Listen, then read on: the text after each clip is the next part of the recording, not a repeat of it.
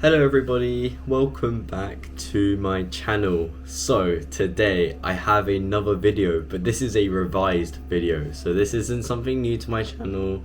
If you've been following my channel, last year I made a video. I'm literally looking at it right now, the thumbnail, it says how to fresher, best tips for first years. First of all, that's a terrible title, I don't know what I was thinking. Second of all, the thumbnail is so cringe. And thirdly, my hair is not hairing today, so you're gonna have to like just live with my hair. If you are a fresher, welcome to the channel and congratulations on completing your A-levels and getting to university. This is a very big step into the real world, you could say, and it is very scary. And I assume that a lot of you have just settled in after Freshers Week, and I'm a little bit late in making this video, but hopefully I can still bring some more academic based tips instead of lifestyle tips, because you've already explored the partying, you've gone clubbing, you're probably going clubbing because I'm making this on Saturday. You've made your friends, you've settled in, you've had your induction lectures. So I'm not going to mention anything about how to pack your bag, because I did another video of what's in my bag last year as well. So I'm not going to do any of that. I'm going to give more productive stuff and sort of the mindset you should be bringing into first year from what I've learned in my first, second, and now I'm going into my final year. So you should start off by setting a mindset for your notes. This kind of segregates into two parts. So the first part is, oh my god, you should segregate sort of this mental mindset into two parts. So the first mindset should be this mental decluttering on your desktop. So if you're one of those people with, you've got your desktop and you've got 5 million different files on your desktop, that's already a bad start, because you're not going to know where your lecture notes are, you're not going to know where you put your own notes, you're not going to know where, a recording of something is. Just first of all, before you start anything in your freshers year, just declutter your computer. Sort of with your room reflects your mindset and your productivity level. It's the same with your desktop. If your desktop is messy, you're gonna be unproductive. If you have video games on your desktop, you're gonna be unproductive. So do something to ensure that you'll have a productive mindset when you open your laptop. The second thing is having the mindset of where you're gonna write your notes. So are you gonna handwrite your notes? Are you gonna write them on your iPad? Are you gonna write them on your laptop? Don't have it, because I did this, don't have it where you have it hybrid. So you have half of it on like your paper, you have half of it on your computer, or half on your iPad and half on your computer. Just have the mindset of where you're going to be putting your lecture notes and where you're going to be writing them. So for example, if you have a module where you're like, okay, I prefer to write all of my lecture notes on my Mac. So as I have here, I have it on my MacBook for econometrics. That is the only place where I will be writing the notes. I will not be half writing it on my MacBook. I won't be half writing it on my iPad. It gets too messy. It gets disorganized. You lose your notes. It's the last thing you want when you do your coursework or exam. So don't get me wrong. You have sort of 3 different types of classes, typically, maybe 4th. So the 3 typically are your lectures. This is where you go in with everyone, like the whole cohort, if it's a whole cohort lecture, and you sit down and you listen to the lecturer blabber for an hour or 2 hours straight, and that's it. And then once they're done blabbering, you walk off, go home, and that's it. That's a lecture. A workshop is sort of smaller classes. Okay, depending on your university, it's usually smaller classes, and you're given some content and questions inside the classroom to ensure your understanding. And then the third set is sort of seminars. So seminars are pre-given questions, so it's typically a booklet.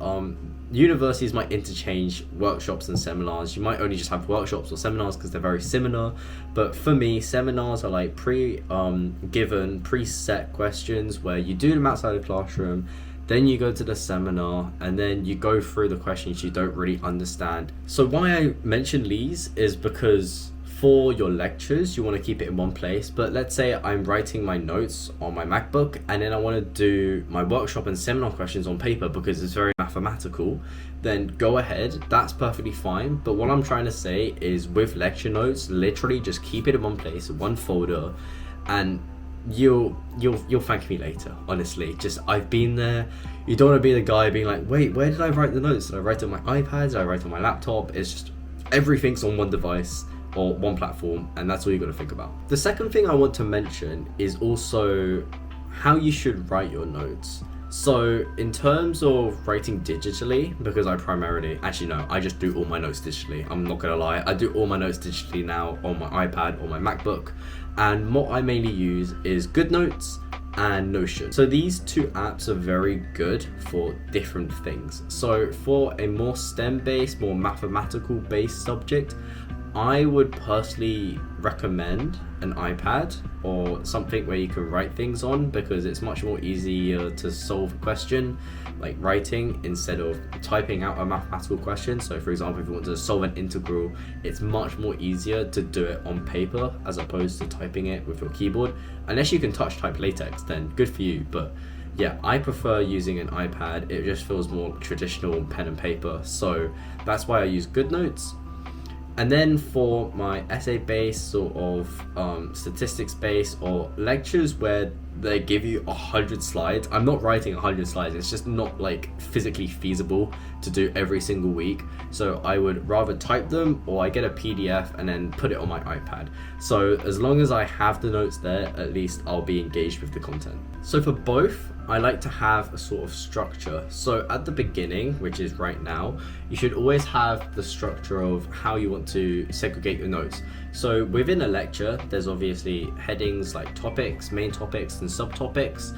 What you want to do is try and color code them. So it's much more easier if you're typing the notes. If you're doing it digitally through like GoodNotes, it's a little bit harder. But if you set like a universal color code for every single module that you take, then it should make life easier. So blue could be like the main heading, and then pink could be, subheading. So I just want to show you sort of what I do on Notion, because I think it might be very useful for everyone to see.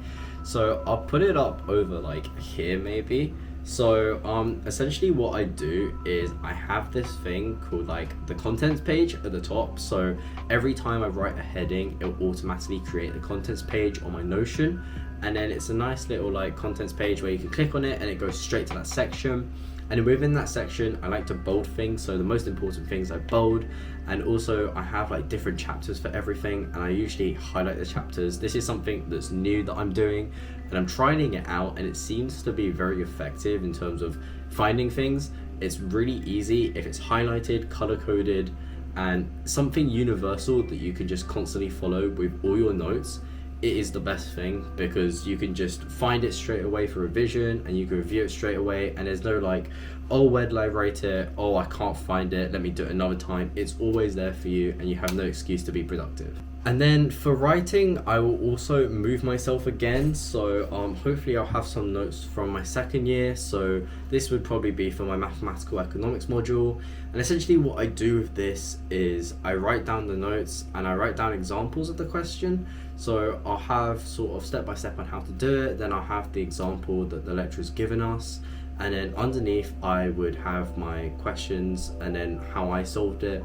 And then I also have different color codes. So I wasn't very like color coded in second year, but I'm trying to be more color coded in final year.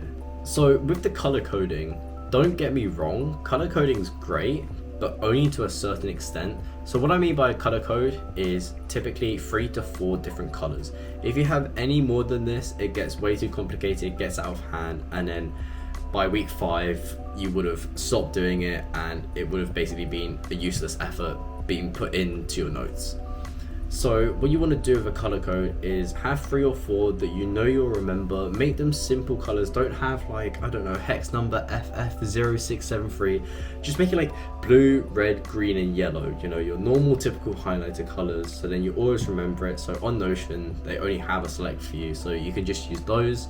And what you can do is just list out your headings, list out your subheadings, have one for important things, and have one, for example, for what might come up in the exam if the lecturer gives you a hint on it. And the last final note is to enjoy yourself. So in first year, I was the guy, you know, who sweated out, who tried their best. Don't get me wrong, that's not bad. Not like I would have changed anything. But if you're someone who, you know, you're coming from A levels and you're saying, okay, first year is the year where I'm going to try my best, I'm going to like literally not talk to anyone, not party, don't do anything, then, you know, if that's you, it's fine, just do that like I did. But if you're not that type of person, if you know you're trying to change your mindset straight away, I wouldn't recommend doing it in first year. I would ease into that mindset throughout the year. So in second semester, you get a bit more intense, which then slowly transitions into second year, where it, you know, it'll add to your final grade, and then you'll be spot on the ball. As opposed to burning yourself out in first year, it's not going to add to anything. I mean, as long as you pass, you will go to the next stage essentially.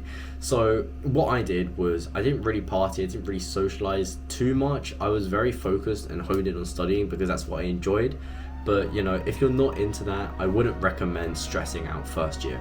I would enjoy doing the events, doing as many societies as possible, building up your CV, and doing sports and extracurricular activities that you didn't have the opportunity to do in college or high school or senior school, whatever you want to call it, within sixth form. Do whatever, you know, what makes you happy, and try and do things that will help contribute to your CV in the future. So what this is, you know, doing volunteering, doing society roles, trying to just get involved everywhere out of the academics as much as you can, so that you don't have to do it in second year. And another thing that I'd like to mention for those who probably aren't at non-target unis and your career central and school haven't told you yet, because personally for me, they didn't mention it at all for us. So I just want to share it with everyone and put everyone on the same playing level, because I found out way too late. The last bonus tip is to apply to spring weeks now. Like, I understand, you know, you just finished your A-levels and university is a big jump. You're living by yourself, you're away from home, most of you, and it can just seem very tedious. But trust me, try and get a spring week as soon as possible. Start applying. There is things like the LSE tracker and the Bristol tracker. I'll link them in the description below so you guys can check it out. But what these do is you can basically, someone will update it, you know, every 24 hours, every 48 hours for when a firm opens their Spring Insight Day. And what these does is they give you like a group task or a project to work with other people. And if you do well within these spring weeks, it can convert to a summer internship. Now, most of you might not know about this summer internship, but this is the thing that people say is the gate to your full-time job, because you get the summer internship and then you get a full-time role conversion offer if you get the return offer.